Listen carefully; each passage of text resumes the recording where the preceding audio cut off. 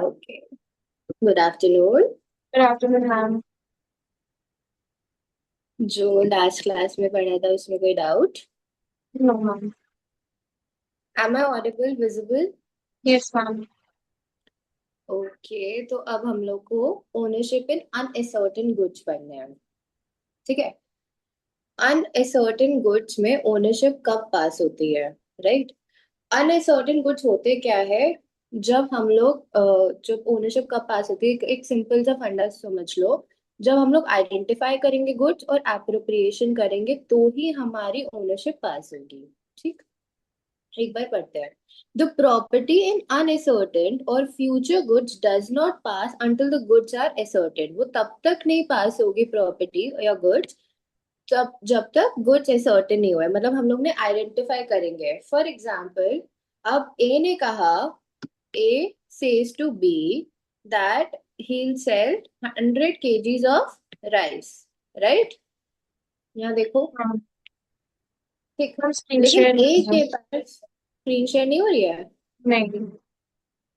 Okay, एक second. आपको बताना चाहिए ना।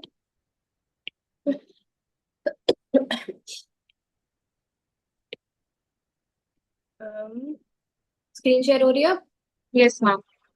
M I audible, visible? Yes ma'am. Screen कभी भी जाएगी तो लेट मी नो, ओके।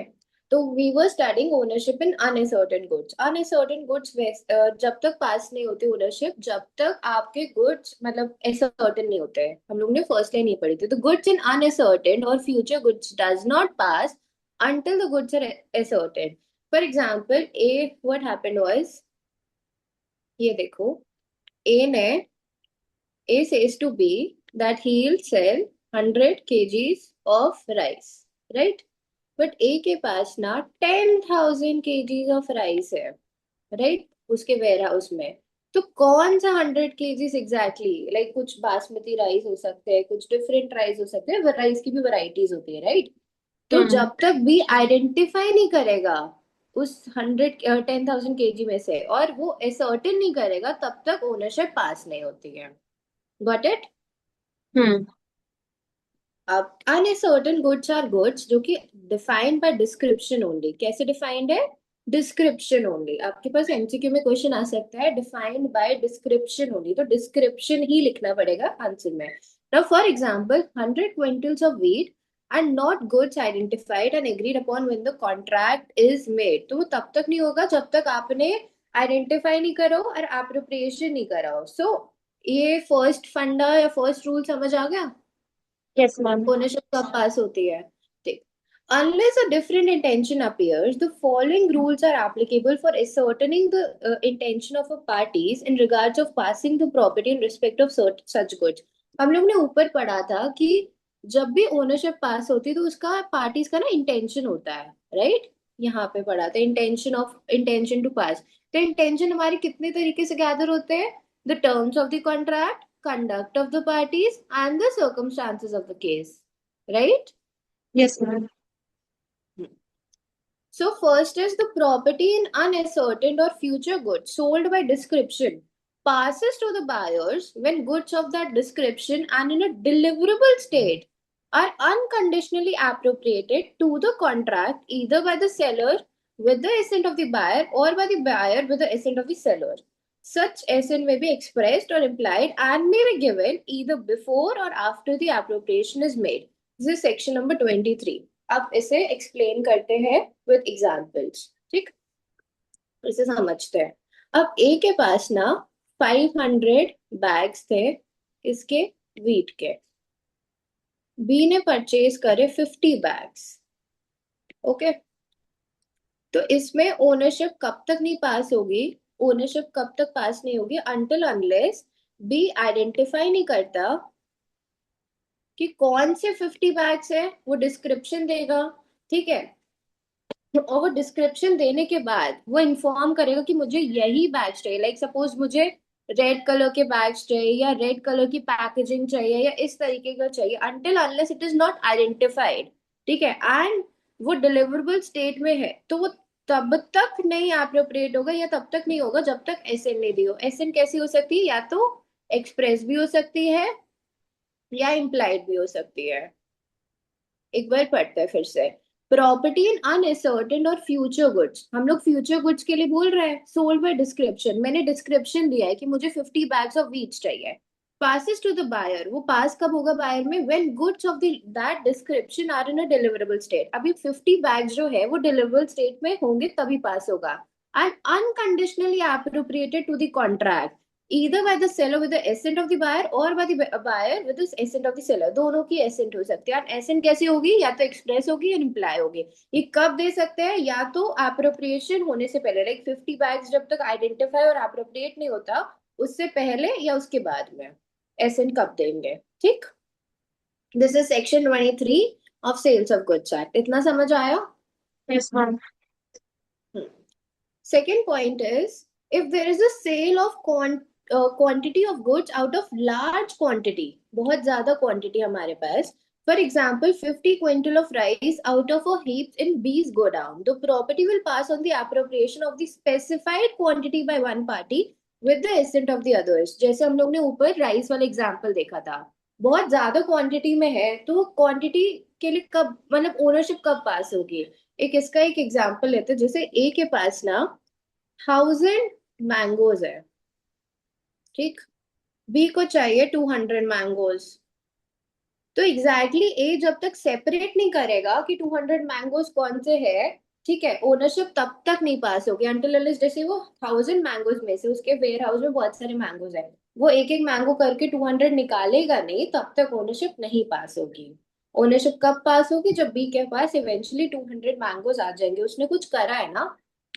देखो ना, if there is a sale of quantity of goods out of large quantity, बहुत ज्यादा क्वांटिटी थी उसमें से मुझे कुछ पोर्शन चाहिए, तो फिर कब तक party the property will pass on the appropriation of the specified quantity. जब ए 200 मैंगोज छाट लेगा उससे, उस पूरे गोडाउन से, तब तक ओनरशिप पास नहीं होगी specified quantity by one party with the ascent of the other. लेकिन बी से एसेंट लेंगे कि हाँ अब हम लोग कर रहे हैं, तभी आप ओनरशिप पास होगी। समझ आ रहा है? Yes, ma'am. Delivery by the seller of the goods to a carrier or other buyer for the purpose of transmission to the buyer in pursuance of the contract is an appropriation sufficient to pass the property in the goods। इसका मतलब है, अगर जैसे जो seller है, ठीक है, वो सेल करते गुड्स थ्रू अ ट्रांसपोर्टर। कैसे सेल करते गुड्स? थ्रू अ ट्रांसपोर्टर या कॉरियर कॉरियर सर्विसेज होती है, लेकिन उसने रिजर्व नहीं करा है कोई राइट। तो ओनरशिप कब तक पास होगी? ओनरशिप जैसे ही पास होगी जैसे ही हम लोग ने अपने कोरियर सर्विसेज को दे दिया। इसका एग्जांपल लेते हैं, इसका एग्जांपल ले लेते हैं। ए दिल्ली में है, ठीक है, उसने लैपटॉप भेजना है मुंबई में बी को, ठीक। ए ने कोरियर सर्विसेज बुक करी, ब्लू डार्ट, ठीक है, ये कोरियर सर्विसेज है, उसने बुक करी कि मुझे लैपटॉप भेजना है। तो जैसे ही, और ए ने कोई रिजर्व नहीं करे गुड्स ओवर दी राइट्स, उसने कोई रिजर्व नहीं करा, तो ओनरशिप कब पास होगी? ओनरशिप पास होगी जैसे ही कोरियर सर्विसेज के पास इसकी रिसिप्ट चली गई है। तो अब रिस्क किसके पास होगा? बी के पास होगा तुरंत। एक बार पढ़ो। Delivery by the seller of the goods to a carrier or other buyer for the purpose of transmission to the buyer in persons of the contract। उसे ट्रांसमिशन ही तो हो रहा है, वो लैपटॉप कहाँ भेज रहा है? मुंबई में भेज रहा है through courier services in persons of the contract. उसने कॉन्ट्रैक्ट बनाएगा, ठीक है, is an appropriation sufficient to pass the property in the goods. वो सफिशिएंट है कि वो तुरंत ही प्रॉपर्टी जो है वो पास हो जाएगी। तो जैसे ही उसने ब्लू टार्ट को अपना लैपटॉप दिया और उसने रिसिप्ट ली, ठीक है, Yes, तो ma'am. फिर वो ओनरशिप पास हो जाएगी। जैसे ही ब्लू टार्ट के पास लैपटॉप पहुंचा वैसे तुरंत, ठीक। इसमें आप ये लिख लो कि क्या बोलते हैं, इसमें रिजर्व नहीं करते right, without reserving any right. मतलब जो सेलर है उसने कोई रिजर्व नहीं करा है राइट ओवर देयर। तो ओनरशिप जैसे ही पास होगी, ओनरशिप पास होगी लैपटॉप जैसे ही ब्लू टार्ट वाली सर्विसेज को आपने दिया। ठीक, डी पॉइंट पढ़ते हैं। The property in goods whether specific और अनअसर्टेन, चाहे वो स्पेसिफिक हो चाहे अनअसर्टेन हो, does not pass if the seller reserves the right. अब इसमें ना रिजर्व करते हैं राइट। अब इसमें सेलर रिजर्व करते, ऊपर वाले केस में सेलर रिजर्व नहीं कर रहा था राइट, ये नॉर्मल से जर्नल से पॉइंट है। लेकिन अगर सेलर रिजर्व कर रहा है राइट तो क्या होगा? ठीक है, of disposal of the property. Apart from an express reservation of the right of disposal, the seller is deemed to reserve the right of disposal in the following two cases. बाकी ये जो दो cases है, इसमें seller को reserve करना ही पड़ेगा राइट अपना, reserve the right. This is deemed है, देखो ना यहाँ पे लिखा है seller is deemed to reserve the right in the following two cases. अब कौन से केसेस है?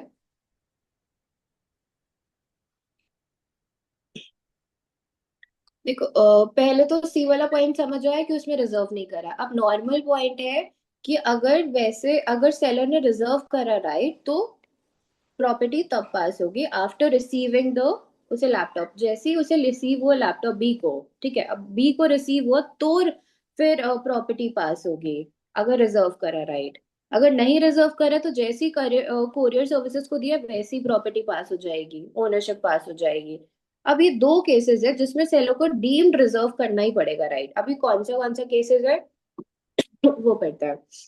where goods are shipped or delivered to a railway administration for carriage by railway and by the bill of lading or railway receipt, the goods are deliverable to the order of the seller office or his agent। एक example से समझते हैं। जैसे इसका example यहाँ लिखना। ए ने 100 TVs B को भेजी, ठीक है, और थ्रू रेलवे रिसिप्ट, कैसे भेजा? रेलवे से, रेलवे एडमिनिस्ट्रेशन से।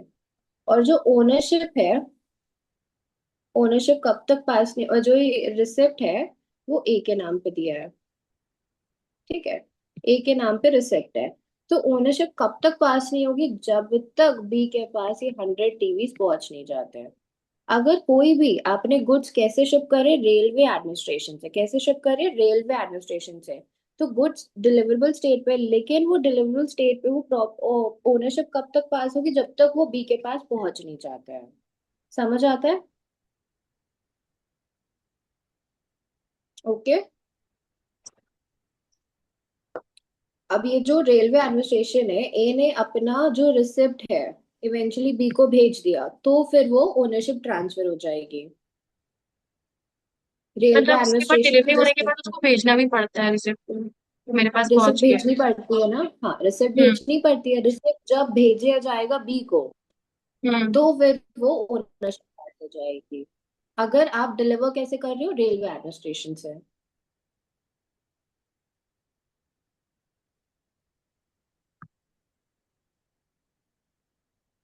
ठीक है, सेकेंड पॉइंट पर where the seller sends the bill of exchange. Seller ने इस बार क्या करा है? बिल ऑफ एक्सचेंज सेंड करा है for the price of the goods to the buyer. For this acceptance together with the bill of lading the property in the goods does not pass to the buyer unless he accepts the bill of exchange. अब इसमें क्या होता है कि what happens is, ये examples हटा दूं ना, लिख लिया। What happens is for example A ने अपने गुड्स मतलब गुड्स ना भेजे worth 5 lakh rupees to be. ठीक, बट वो गुड सेंड कैसे करे? Through bill of lending, bills of exchange से। ठीक है, फॉर एक्सेप्टेंस। अगर अनटिल अनलेस बी एक्सेप्ट नहीं करता है, अगर वो एक्सेप्ट नहीं करता है तो ओनरशिप नहीं ट्रांसफर होता है। अगर वो एक्सेप्ट करता है तो ओनरशिप ट्रांसफर हो जाएगा। ये सिंपल सा पॉइंट है। वेयर द सेलर, सेलर ने क्या करा है? बिल्स ऑफ एक्सचेंज सेंड करा है for the price of the goods. उसने प्राइस दिया कि 5 लाख के गुड्स है, आपको एक्सेप्ट करना है थ्रू बिल ऑफ लेडिंग और bill of exchange to the buyer for the acceptance. वो एक्सेप्टेंस के लिए together with the bill of lading the property in the goods does not pass. Property in the goods, goods की property जो है मतलब ownership कब तक नहीं पास होगी? जब तक बायर एक्सेप्ट नहीं करता है। समझ आया? हम्म। इजी लग रहा है? Yes ma'am. फर्स्ट वाले पॉइंट में, ए वाले पॉइंट में हम लोग ने बात करी थी जो प्रॉपर्टी थी इन अनसर्टेन ऑफ फ्यूचर गुड्स वो सोल्ड बाय डिस्क्रिप्शन थे। सेकेंड वाले में बात करी थी, बहुत ज्यादा क्वांटिटी थी, उसमें से हम लोग ने थोड़ी सी क्वांटिटी को करा था। तो कब तक होगा वो पास? तब होगी प्रॉपर्टी जब appropriation of the specified quantity होगी। थर्ड वाले में डिलीवरी कैसी हो रही? Career services. फोर्थ वाले में हो रहा है कि वो सेलर रिजर्व कर रहा है, राइट, लेकिन डी में सेलर को रिजर्व करना ही पड़ेगा, right. First is date, second is bill of exchange. Crux समझ आया पूरा? Yes ma'am. ओके। अब बात करते हैं पासिंग ऑफ रिस्क की। एक सिंपल सा केस समझो। पासिंग ऑफ रिस्क का ना, एक एग्जांपल के साथ भी नहीं, एक वो मैं बताती हूँ। व्हाट हैपेंस इज, हम लोग ने एक पढ़ा था, ओनरशिप जो होती है, जब ओनरशिप पास होती है तभी रिस्क पास होता है, ठीक है। एंड अगर जब डिलीवरी कर देते हो तो रिस्क जरूरी नहीं है पास हो। इट इज नॉट कंपल्सरी कि रिस्क पास हो। कब रिस्क पास होता है? जब ओनरशिप पास होती है। ओनरशिप जब पास होती है तो रिस्क पास होता है, ठीक है। ये जर्नल रूल भी है, सेक्शन 26 बात करते हैं।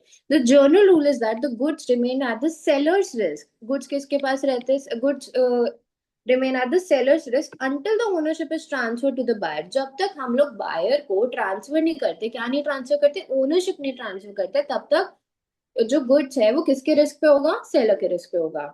जैसे ही ओनरशिप पास हो जाती है, after the ownership has pass to the buyer, the goods are at the buyer's risk. जो गुड्स होंगे वो बायर्स के रिस्क में होंगे, whether the delivery has been made और नॉट। चाहे वो डिलीवरी हो चाहे ना हो। तो सिंपल से यहाँ पे आप एग्जाम्पल लिख लो, एग्जाम्पल नहीं, ये ओनरशिप लिख लो। जैसी ओनरशिप होती है तभी रिस्क पास होती है, चाहे डिलीवरी हो चाहे ना हो। तो ओनरशिप पास हो गई तो बायर के रिस्क में आ जाएगा, not at the seller's risk.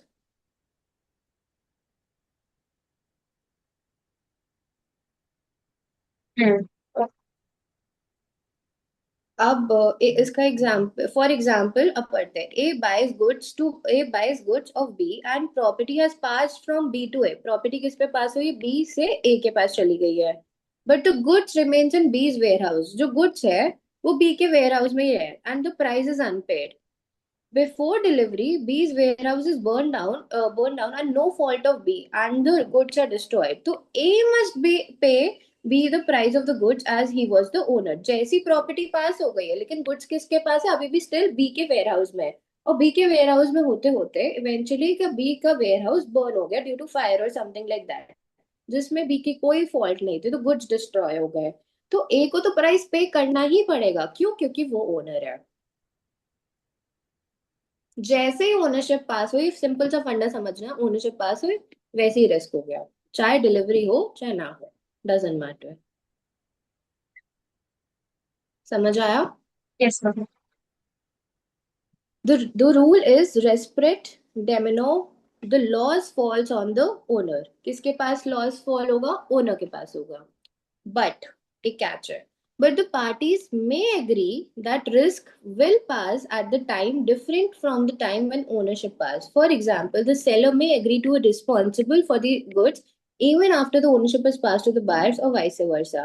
लेकिन जो है ना, अगर पार्टीज का इंटेंशन है, पार्टीज ने ऐसा कोई कॉन्ट्रैक्ट करा है, तो फिर वो डिफरेंट होगा कि सेलर रिस्पॉन्सिबल हो सकता है इवेंचुअली। लेकिन जो जर्नल रूल है, गुड्स किसके रिस्पॉन्सिबल होते हैं? जैसे ही ओनरशिप पास है वैसे ही रिस्क पास हो जाएगा, चाहे डिलीवरी हो चाहे ना हो। समझ आया क्या? इजी लग रहा है? Yes ma'am. ओके, चलो, आज के लिए इतना ही। इतना रिवाइज करके आना, ओके।